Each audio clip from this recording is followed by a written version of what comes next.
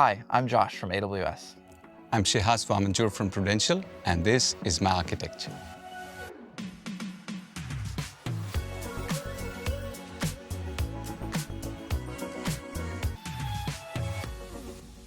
So, Shias, Prudential is a large financial institution, and I imagine that with that territory comes lots of challenges around data, amounts of data and different types of data and how to deal with that. Can you tell us a little bit more about those challenges and have you dealt with them in this architecture? Prudential, like any other modern enterprise, needs to create its data products faster and cheaper. And this architecture delivers on the promise of increased product creation velocity at lower cost. So, I'm looking here at this user coming into this marketplace. Can you tell us about that flow and why you chose this model? The primary purpose of the marketplace is to create a browser-based experience where the user can discover, understand, and access data. This is the purpose of the marketplace application. It simplifies the entire data community's experience with the data estate.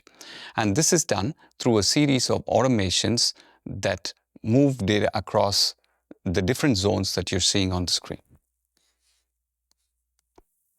So it comes in here. I see some kind of manifest or document file here, and then it's coming in through data sync. Can you tell us about that flow and specifically why you chose data sync here, or if there are other services? Sure, the manifest contains instructions for the kind of data the user would like to move across the data estate.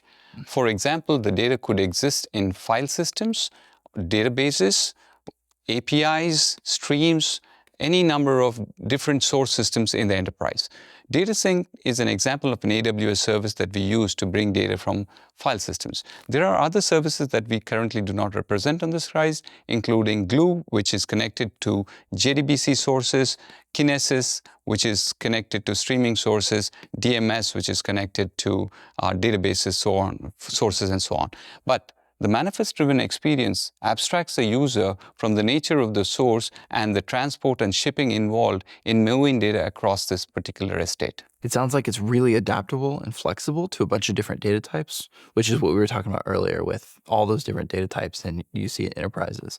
So we have S3 and Redshift in the next phase here in this standardization. How does Glue Data Brew factor into that standardization story? And why do you have S3 and Redshift? So the purpose of this application is to support multi-purpose usage of data. S3 represents a lake pattern of usage, which is connected to data science and machine learning. Redshift is connected to a house pattern of architecture, which is usually connected to business intelligence use cases. And Glue Data Brew is our transformation tool, which we use to dynamically create the automatic workflows to move data from the landing zone to a standard zone that represents the source in a time series manner. This layer is also extensible with other technologies such as vector databases as well as graph databases. So looking at all these services, you talked about the data lakes and all these standardization and refinement steps. There's usually a lot of data engineers, human activity involved in this process, but you're looking to automate. How much of this is currently automated today? You point to an important concept that addresses both velocity as well as lower cost. This portion of moving data from the source to the landing zone, which is step one, and to the standardized zone, which is step two, is fully automated. So no human being writes code anywhere at Prudential to do this. The subject of refinement of data, which is where business rules are written, this is where human engineers come into this picture. And now they spend most of their time in this space. Historically, they would have spent a significant portion of that 80% in moving the data across this estate. Yeah, so now they can focus on what matters and add value here in the refinement stage. I want to move to lake formation in this governance step here. Lake formation, I imagine, is playing an important role in governing the rest of this workflow. Can you tell me more about how you're using it? Sure.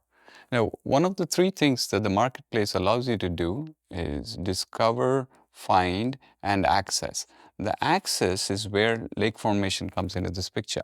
Now, throughout this journey, what we've described is a shipping model and an organizational model for data that brings data to a usable form. Now comes access to this data, which is a security and a governance question.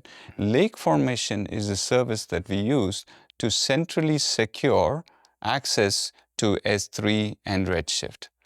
Now, the marketplace similarly delivers access through the manifest, which is an instruction, a request for access, which then goes through approval workflows. That is the purpose of using AWS Lake Formation here, to centrally govern all access privileges across this estate.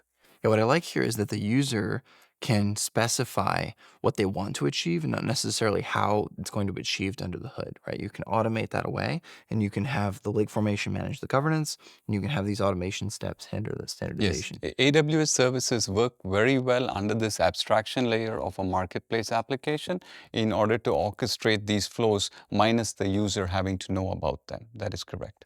And then lastly, we have this SageMaker and Athena consumer section here. Can you tell me a little bit about that?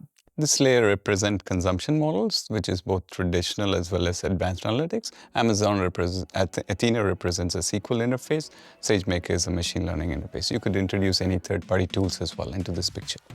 So this is a very extensible and flexible architecture, and thank you so much for sharing it with us today. Thanks for having me.